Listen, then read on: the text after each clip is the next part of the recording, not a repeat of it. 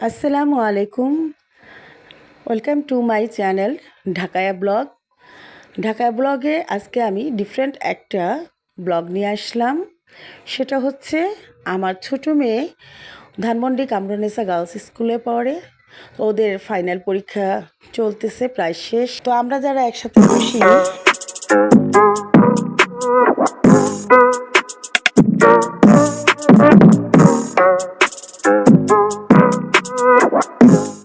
আমরা যারা একসাথে বসি ভাবিরা সবাই মিলে বিভিন্ন সময় বিভিন্ন খাবার খেয়ে থাকে। ভাবিরা কখনো বাসা থেকে রান্না করে আনে, আবার কেউ রেস্টুরেন্টে খাওয়ায়, আবার কেউ খাবার কিনে এনেও খাওয়ায়। তো আজকে আমার পালা, আমি চেষ্টা করেছি ভাবিদের জন্য বাসা থেকে খাবার রান্না করে একসাথে বসে খাওয়ার, আর সেটাই আপনাদের সাথে শেয়ার করব। তো আমার আয়োজনে ছিল পোলাও চালের খুদ দিয়ে বোয়া ভাত, আমাদের একেবারে দেশি খাবার। যেহেতু এখন হালকা শীতের একটা আমেজ পড়ে গেছে, আর এখন কিন্তু শীতের সকালে এই নাস্তাটা সবারই খুব ভালো লাগে। আর হচ্ছে বিভিন্ন রকমের ভর্তা আইটেম, আর সাথে থাকছে জলপাইয়ের আচার। তো যে কোনো ভর্তার জন্যই কিন্তু পেঁয়াজ, রসুন, কাঁচামরিচ আর শুকনো মরিচ লাগবেই। সেজন্য আমি একসাথে পেঁয়াজ, রসুন আর কাঁচামরিচ তেলে ভেজে নিলাম, আর আলাদা করে প্রথমেই শুকনো মরিচ অনেকগুলো একসাথে টেলে নিয়েছি। এখন শুকনো মরিচগুলো মচমচে থাকা অবস্থায় বাটার জন্য বসে পড়েছি। আজকের ভর্তাগুলো আমি সব কিছুই পাটায় বেটে ভর্তাগুলো তৈরি করব, কারণ ট্রেডিশনাল ওয়েতে কিন্তু পাটায় বেটেই ভর্তা তৈরি করা হতো, আর এটা কিন্তু অনেক বেশি মজা হয়। আর এই দিকে আমি মুরগির মাংসটা তেলে ভাজতে শুরু করে দিয়েছি। কিছু শুকনা মরিচ আমি একটু ক্রাশ করে রেখে দিয়েছি, এটা হচ্ছে শুকনা ভর্তা হবে কালিজিরা, সেটার জন্য। এখন আমার পেঁয়াজ, রসুন আর কাঁচামরিচ এটা বাটা প্রায় শেষের দিকে, একটু মোটা করেই বেটেছি।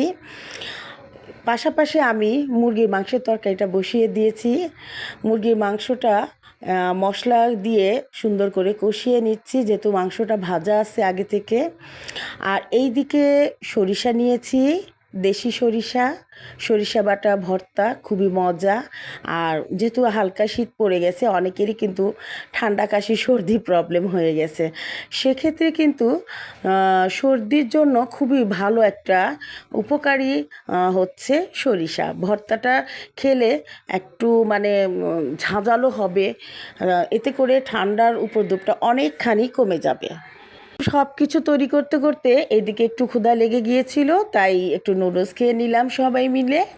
এরপরে আমি লইট্টা মাছের শুটকিটা প্রথমে টেলে নিয়েছি শুকনা করে, এরপরে গরম পানিতে ভিজিয়ে রেখেছি, ভালো করে ধুয়ে পরে আবার তেলে টেলে নিয়েছি, হইল 2 বার। এরপরে আমি পাটায় বেটে আবার কড়াইতে দিয়েছি, আবারও একটু হালকা টালা দিয়েছি, কারণ হচ্ছে শুটকির গন্ধটা যাতে অনেক বেশি স্ট্রং না হয় আর ভিতর থেকে কাঁচা না থাকে। তো আমার এইদিকে তরকারিও হয়ে গেছে, আর হচ্ছে সরষা বাটা বা সরিষা বাটা সেটাও হয়ে গেছে। আর এটা হচ্ছে পেঁয়াজ, রসুন একসাথে বেটে নিয়েছি, প্রত্যেকটা ভর্তার সাথে মিলিয়ে নেব। এই যে আমি লইট্টা শুটকিটা এখন তেলের মধ্যে দিয়ে একটু টেলে নিলাম। এইদিকে আমি চাপা শুটকির খুবই মজাদার একটা ভর্তা করব। এটা ঢাকার খুবই মজাদার, ঢাকার মানুষ খায় এবং আমারও খুব পছন্দের। এটাকে বলে চাপা শুটকির বাগারা ভর্তা, বাগার দেয়া ভর্তা বা বাগাইরা ভর্তা এরকম বলে। তো এটার জন্য প্রথমে সব কিছু বেটে নিতে হয় অথবা ব্লেন্ডারে ব্লেন্ড করে নিতে হয়, তবে আজকে আমার মেয়ে বেটে দিয়েছে শিলপাটায়। চাপা শুটকি, পেঁয়াজ, রসুন, কাঁচামরিচ, শুকনা মরিচ সব কিছু একসাথে বেটে নিয়ে এরপরে হচ্ছে কড়াইতে বেশি করে সরিষার তেল দিয়ে আমি সব বাটা ইনগ্রিডিয়েন্টসগুলো দিয়ে দিয়েছি। এরপরে হচ্ছে হালকা একটু গুঁড়া হলুদ দিলাম, আর একটু মরিচের গুঁড়াও দিয়ে দিছি রঙটা সুন্দর আসার জন্য। এরপর আমি শুধু তেলে ভাজতেই থাকবো। আর এইদিকে কিন্তু ওই যে লইট্টা শুটকি তেলে টেনে দিয়েছি, সেই শুটকিটাও বাটা হচ্ছে। পরিমাণ মতো আমি লবণ দিয়ে দিলাম। আর এইদিকে আমার মুরগির তরকারিটা সম্পূর্ণ হয়ে গেছে, মাশাআল্লাহ খুবই সুন্দর একটা কালার এসেছে, দেখে একেবারে লোভনীয় লাগছে। আর আমার ফ্রেন্ডরা কিন্তু অনেক বেশি পছন্দ করেছে। আমার সব ফ্রেন্ডরাই বলতেছিল তরকারির স্মেলটা খুবই সুন্দর আসছে, খুবই মজাদার হয়েছে। আর আমার রান্নাগুলো নাকি লাকড়ি চুলার রান্নার মতো হয়েছে। যদি আমি লাকড়ি চুলায় রান্না করিনি, আমি কিন্তু গ্যাসেই রান্না করছি। আর আমাদের এখানে কেরানীগঞ্জ আমার যেহেতু বাসা, তো আমাদের এরিয়াতে লাইনের গ্যাস নেই, অবশ্যই এলপি গ্যাসে রান্না করতে হয়। যা হোক, এখন আমি কালিজিরাটাও বেটে নিলাম। আর এই যে লইট্টা শুটকি পাটায় বাটার পরে আমি আবার একটু তেল দিয়ে কড়াইতে সুন্দর করে একটু ভাজা ভাজা করে নিচ্ছি, এতে করে ঘ্রাণটা আরও ভালো হবে। তো আমার সব ভর্তাগুলো হয়ে গেছে এবং আমি বাটিতে সুন্দর করে বেড়ে নিয়েছি। আর এই যে আমার হাতের আচার, এটা হচ্ছে টক আচার। এটা জলপাই, গোটা গোটা জলপাই দিয়ে এই আচারটা তৈরি করেছি আমি। আর এটা কিন্তু আমি আগে মশলা মেখে রোদ্রে শুকাই নাই, এটা আমি ডিরেক্ট কড়াইতে দিয়ে দিয়েছি এবং কাঁচা জলপাইটাই দিয়েছি। এরপরে হচ্ছে মশলা টশলা যা কিছু দিয়ে আচারটাকে ফুল তৈরি করে তারপর আমি রোদে শুকাচ্ছি। তো এই আচারটাও অনেক বেশি মজা হয়েছে, অনেক বেশি ঘ্রাণ হয়েছে। আর এই আচারটা আরও একভাবে দেয়া যায়, সেটা হচ্ছে মশলা মাখিয়ে রোদে শুকাতে হবে এবং রোদে 2 দিন শুকানোর পরে বা 3 দিন শুকানোর পরে পরে আবার তেলে বাগার দিতে হয়। তো আমি 2ভাবেই দিয়েছি আচার, কিন্তু আজকে আমি আমার ফ্রেন্ডদের জন্য এটা নিব। আমার ফ্রেন্ডরাও এই আচারটা খুবই পছন্দ করেছে। আসলে একসাথে বসে ফ্রেন্ডদের সাথে খাওয়ার আনন্দই আলাদা। আর ফ্রেন্ড হচ্ছে কি বলবো, আত্মার আত্মীয়। মানুষ কিন্তু যে কোনো বয়সেই বন্ধু চায়। বন্ধু জিনিসটা মানুষের খুবই মানে এমন একটা সম্পর্ক, এটা যে কোনো বয়সে যে কেউ খুবই পছন্দ করে। তো আমিও আমার বন্ধুদের সাথে খুব সুন্দর করে সময় কাটাই, এনজয় করি। এই তো সেদিন আমার এক ফ্রেন্ড আমাদের সবাইকে স্টার কাবাবে নিয়ে গিয়েছিল, আমরা সেখানে খেলাম ধানমন্ডি 2-এ। তো যদিও ওটার কোনো ব্লগ আমি দেইনি ওদের অনুরোধেই, তারপরেও হয়তো আমি হালকা একটু তোমাদেরকে শেয়ার করব, সেটা সামনে পাবা। এরপর আমরা আড়ংয়ে গিয়েছিলাম, কিছু কেনাকাটাও করেছিলাম। তো যা হোক, এখানে আমার ভর্তা আইটেম হয়েছিল প্রায় 7 রকমের। আর এই হচ্ছে আমার বোয়া ভাত, পলোয়ার চালের খুদ দিয়ে খুব সুন্দর করে আমি বোয়া ভাত রান্না করেছি। একেবারে পলোয়ার মতো স্মেল আসছে আর ঝরঝরে হয়েছে, খুব সুন্দর। আর সকালবেলা গরম গরম খুবই মজা লেগেছে ভর্তার সাথে। তো আমার সব কিছুই রান্না করা শেষ, এবার আমি যাওয়ার জন্য সব কিছু গুছিয়ে নিয়েছি।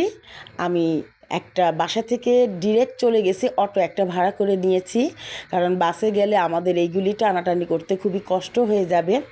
সেজন্য আমি একেবারে বাড়ির গেটের সামনে থেকেই একটা অটো নিয়েছি এবং ডিরেক্ট চলে যাচ্ছি।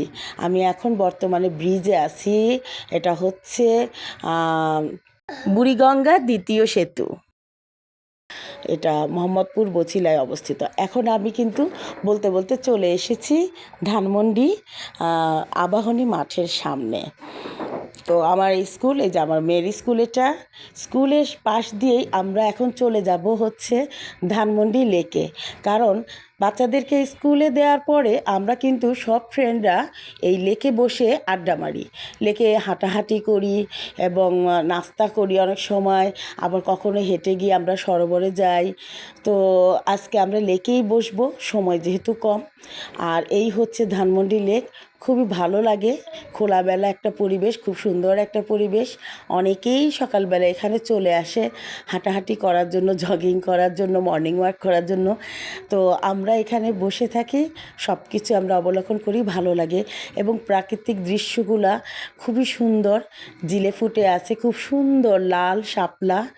আর এই যে জিলের পানিগুলো খুবই পরিষ্কার। তো খাবারগুলো এনেই আমি আরও খুব বেশি দেরি করিনি। আর আসার সময় আমি হচ্ছে 1 টাইম প্লেট নিয়ে এসেছিলাম, মানে সব কিছুই আমি গুছিয়ে নিয়ে এসেছি, বসার জন্য চাদর, খাবার সব কিছু। আমার ফ্রেন্ডরা আমার অপেক্ষায় ছিল, সব কিছু বেড়ে আমরা একসাথে খেয়ে নিলাম, খুবই দ্রুত খেয়ে আবার আমি সেখান থেকে চলে আসলাম। কারণ হচ্ছে আমার মেয়ের স্কুলের পরীক্ষা কিন্তু শেষ গতকালকে। আজকে আমি শুধুমাত্র আমার ফ্রেন্ডের সাথে একসাথে খাবো বলেই গিয়েছিলাম। খাবার শেষ করে আমরা আবার সাথে সাথে রওনা দিয়ে চলে আসলাম ওদের থেকে বিদায় নিয়ে। তো সবাইকে অনেক ধন্যবাদ, আল্লাহ হাফেজ।